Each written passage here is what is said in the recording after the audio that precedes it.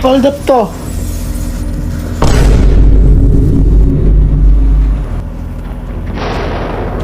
Kunin mo yung gamit nila.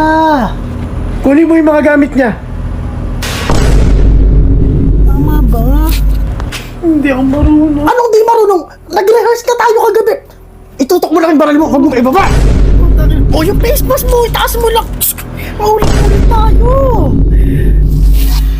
Pasensya na kayo pare ah. Anak ko, first time kasi mang hold up. Hindi, ayos lang. Ito rin anak ko. Tama lang yan, maganda yan para ma-training. First time rin ma-hold up nito. Anak mo rin. Oh, parang magkasi-edad sila, no? Oo, magka-college na. Kumuwi ka naman, kinakausap ka eh.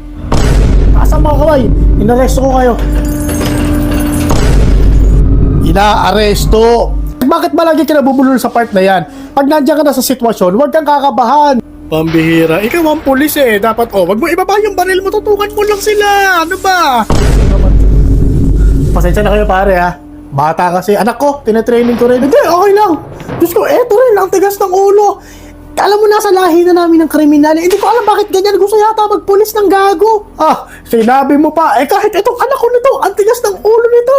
Tignan mo, ikaw, itataas mo lang yung kamay mo kapag nandyan. Nakita mo yan? Oo, ibaba. Diba? Ganyan Ito yan. Ito sinasabihan sinasabihan nga kayo, tignan mo naman sila napapay.